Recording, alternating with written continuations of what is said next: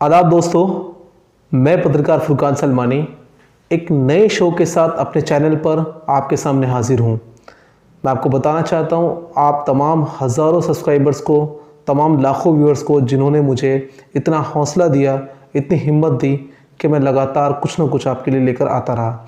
लेकिन एक नया शो, और इस नए शो की शुरुआत जो लगभग 8 से 9 बजे के बीच अक्सर करके रोज़ाना शाम को आप देख पाएंगे। इस शो के अंदर तमाम करंट मुद्दे जो आज के वक्त में एक आम आदमी, एक मध्य वर्ग के लोग, ये तमाम जिस तरह के पूरे देश और विदेश के अंदर नेशनल इंटरनेशनल घटनाएं चल रही हैं, उनका एक समावेशन होगा, उनका एक मिश्रण होगा। हम आपको बता दें, उन तमाम चीज़ों से अवगत कराया जाएगा आपको, जिन पर आप अवगत रहना आपके लिए बेहद ज़रूरी है।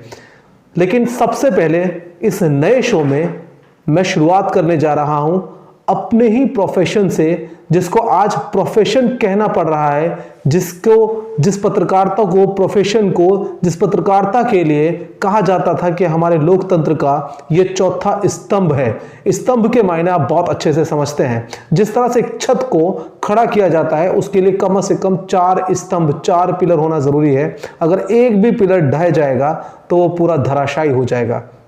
लेकिन चौथा और सबसे मजबूत स्तंभ कहा जाने वाला, जिसमें हर एक आदमी की फ्रीडम ऑफ स्पीच कही जाने वाली पत्रकारिता देश के अंदर, जो लगभग 2010 के समय में 105 2010 में हमारा इंडेक्स हुआ करता था। फिर भी हम कंपेयर कर सकते थे चंद उन देशों से जिन देशों को हमने कई बार धूल चटाई है हमारे देश ने। पाकिस्तान, जिसको हम अक्सर वाद विवाद के अंदर कहते हैं कि हाँ वो हमारा बेटा है, हम हिंदुस्तानी उसके बाप हैं, लेकिन कहीं ना कहीं पत्रकारिता के क्षेत्र में फ्रीडम ऑफ स्पीच पाकिस्तान की हमसे कहीं ज्यादा बेहतर हो गई है। सात पायदान हमसे बेहतर हो गया है। वो 150 पर है और हम 161 पर। तो ये अपने आप में बहुत बड़ी बात है। दिला देना चाहता हूं कि गौरी लंकेश की हत्या से लेकर अभिषार शर्मा के गिरफ्तारी तक, या उनको वारंट जारी होने तक, या ईडी के छापों तक, जिस तरह से पूरी पत्रकारिता के ऊपर देश में, हिंदुस्तान के अंदर जिस तरह का माहौल देखा गया है, वो अपने आप में बहुत तमाम ऐसी घटनाएं अक्सर सामने आई है जहां पर हमारे खुद संविधान के 19A यानी कि 19A जो एक हमारी speech of freedom of speech कहा जाता है, उस धारा का जो है बहुत बार उल्लंघन देखा गया है। लेकिन अब मैं आपको बता दूं कि बेहद बड़ी खुशखबरी पत्रकारों के लिए, जो मैं आज पहले अपने एपिसोड में आपके सामने रखना चाहता हूं। तो मैं आपको बताना चाहता हूं कि एक बहुत बड़ी खुशखबरी पत्रकारों के लिए। अगर आप पत्रकार हैं, आपकी फैमिली में कोई पत्रकार है, और अगर नहीं भी आप पत्रकार हैं, तो आज हर इंसान के लिए पत्रकार को सपोर्ट करना बेहद जरूरी है। क्योंकि यही पत्रकार जो है मुखर होके, चाहे उसमें भाषा सिंह हो, उसमें आरफा खानम शेरवानी हो, उसमें रवीश कुमार जी हो, उसमें अभिषार शर्मा हो, उसके अंदर चाहे गौरी लंकेश, उनको हम शहीदी का दर्जा कहीं ना कहीं पत्रकारों की तरफ से देना चाहिए। ये तमाम वो पत्रकार हैं जिन्होंने बेबाकी से आपकी आवाज उठाई है, बेबाकी से आपके मुद्दों को सरकार के समक्ष रखा है दोस्तों। तो दोस्तों, मैं आज उन तमाम पत्रकारों के लिए एक बेहद बड़ी खुशखबरी लेकर आया हूं, और एक कोड कर रहा हूं मैं अखबार को, हिंदी दैनिक अखबार को, कानूनी जंग को। उसमें एक बहुत जबरदस्त खबर कि हाईकोर्ट की टिप्पणी के बाद पीएम और सीएम का भी ऐलान, पत्रकारों से अभद्रता करने वालों पर लगेगा 50,000 का जुर्माना। और मैं आपको बताता चलूं आगे कि पत्रकार से बदसलूकी करने पर हो सकती है सजा। राज एक्सप्रेस हाईकोर्ट की टिप्पणी के बाद पीएम और सीएम का भी ऐलान आया है। देखिए पीएम और सीएम, यहां पर यह बात आपको जरा गौर करने की है कि अक्सर करके पीएम और सीएम ने हमेशा पत्रकारों पर होने वाली बदसलूकी के लिए कभी स्टैंड नहीं लेते हुए नजर आए। लेकिन आज ये बहुत बड़ी खबर है। क्या हम इसको ये मान सकते हैं कि कहीं ना कहीं आज उन तमाम लोगों की जीत होती हुई नजर आ रही है जो सच्चाई और सच्चे पत्रकारों के साथ खड़े हुए होते हैं? देखिए क्या खबर है। 50,000 का जुर्माना एवं पत्रकारों के साथ बदसलूकी करने वालों को हो सकती है 3 साल की जेल। पत्रकारों को धमकाने वालों को 24 घंटे के अंदर जेल भेज दिया जाएगा। पत्रकारों को धमकी के आरोप में गिरफ्तार लोगों को आसानी से नहीं मिलेगी जमानत। अगर आप फ्रीडम ऑफ स्पीच को दबाने की कोशिश करेंगे ना, या कोई भी अराजकता फैलाने वाला असामाजिक तत्व अगर कोई भी फ्रीडम ऑफ स्पीच को दबाने की कोशिश करेगा, आर्टिकल 19A की अवमानना करेगा, तो वहां पर अब राज्य और केंद्र सरकार का सख्त रवैया होता नजर आ रहा है। इस अखबार और इस खबर के माध्यम से आप तक पहुंचाना चाहता हूं। आगे मैं आपको बताना चाहूंगा कि फिर इसमें हमने अखबार से कोट करके आपको बताना चाहूंगा कि गिरफ्तार होंगे और आसानी से जमानत नहीं मिलेगी उनको। सीएम योगी आदित्यनाथ जी का कहना है कि पत्रकारों को परेशानी होने पर तुरंत संपर्क कर सहायता प्रदान करें और पत्रकारों से मान सम्मान से बात करें, वरना आपको पड़ेगा महंगा। ये मैं नहीं कह रहा दोस्तों, ये कानूनी जंग की रिपोर्ट कह रही है, कानूनी जंग न्यूज नेटवर्क की रिपोर्ट कह रही है।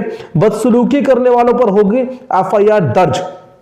और मैं आपको बताता चलूं, बदसलूकी करने वाले चाहे पुलिसकर्मी ही क्यों ना हो, पुलिसकर्मियों के खिलाफ भी दर्ज होगी सुदृढ़ कार्रवाई का इसमें आश्वासन नजर आ रहा है। मैं आपको बता दूं कि नहीं तो SSP पर भी कार्रवाई की जा सकती है। ये बहुत बड़ी बात, बहुत बड़ी खबर, क्योंकि मैं आपको दोस्तों बता दूं, अक्सर करके कई जगह से ये वीडियो वायरल हुई है। अगर कहीं कोई क्राइम सीन होता है, कहीं भी कोई मामला, इस तरह की कोई दुर्घटना होती है जहां पर पुलिस होती है, पुलिस अपना काम कर रही होती है, पत्रकार अपना काम करने के लिए आते हैं, लेकिन अक्सर करके बहुत सारे पुलिस वालों के कहने की वजह से, पुलिस कर्मियों के कहने की वजह से, शायद उनके दबाव की वजह से अक्सर पत्रकारों के कैमरे नहीं खुलते, जो तथ्य होते, क्योंकि पत्रकार अपना काम कर रहे होते। जिस तरह से जो है पुलिस प्रशासन एक स्तंभ है, पत्रकारिता भी अपना एक स्तंभ है। किसी को एक दूसरे में कोई इंटरफेयर करने की जरूरत नहीं है, सबको अपने अपने अधिकार मिले हुए हैं और उसी अधिकारिता के अकॉर्डिंग मैं आपको बता दूं कि कई जगह आपने ये भी देखा होगा, और अगर आप पत्रकारिता के क्षेत्र के अंदर हैं तो आपके शायद ऐसा हुआ भी होगा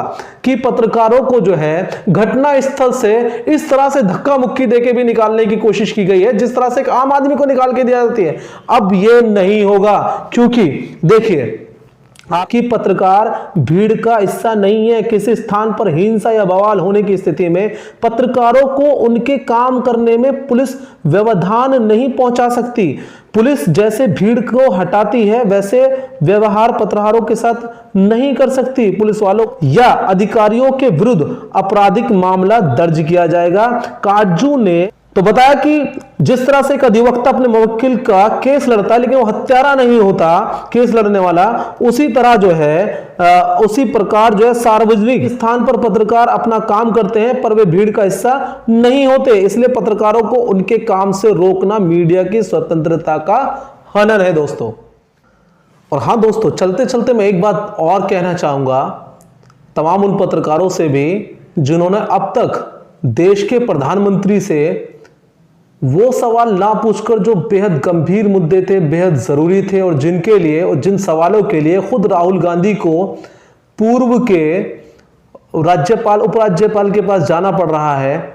आपने देखा होगा कि लेटेस्ट वीडियो बहुत ट्रेंड कर रहा है, जिसमें खुद पत्रकारिता का काम करते हुए नजर आ रहे हैं विपक्ष के बहुत बड़े नेता राहुल गांधी, और सत्यपाल मलिक से खुद इंटरव्यू ले रहे हैं तमाम उन मुद्दों पर। अब इतनी फ्रीडम मिलने के बावजूद जब खुद योगी मोदी इस बात को कह रहे हैं कि अब किसी भी पत्रकार के जो है स्वतंत्रता का हनन नहीं होगा, उसकी फ्रीडम का हनन नहीं होगा, तो क्या वो पत्रकार अब रुमाल, मफलर, जैकेट, चश्मे से निकलकर बाहर आएंगे, या ये पूछेंगे कि प्रधानमंत्री जी आपको रोटी बेलना आती है, नहीं आती? या उनके पास कुछ अहम सवाल होंगे कि बेरोजगारी की चरम सीमा किस हद तक पहुंच गई है, हमारा इंडेक्स पत्रकारिता में कब सही होगा, कब सुधरेगा, कब हम पाकिस्तान जैसे देश को बहुत पीछे छोड़ेंगे पत्रकारिता के फ्रीडम पे। और शायद हो सकता है कि मेरी यही वीडियो पहली और आखिरी ना हो जाए तमाम इस तरह की बातचीत करने पर है, तो पत्रकारिता की फ्रीडम पर यही वीडियो आपको बहुत कुछ बता देगी। इसके अलावा मैं आपको कहना चाहूंगा कि ऐसा नहीं है, हमारे देश के अंदर पत्रकारिता की टैलेंट की कमी नहीं है, लेकिन मैं समझता हूं कि बहुत सारा टैलेंट डर के माहौल में धुंधला होता जा रहा है। अब उम्मीद है कि जब खुद जिसका सबसे ज्यादा एक बूमर फैलाया गया था, वहीं से एक बड़ी आवाज निकल कर आई है कि बिल्कुल नहीं, अब किसी भी पत्रकार, अगर कोई सच्चा पत्रकार है और सही मायनों में पत्रकार है, तो उसके किसी भी अधिकार का हनन नहीं किया जाएगा। बहुत बहुत शुक्रिया, शब ब खैर।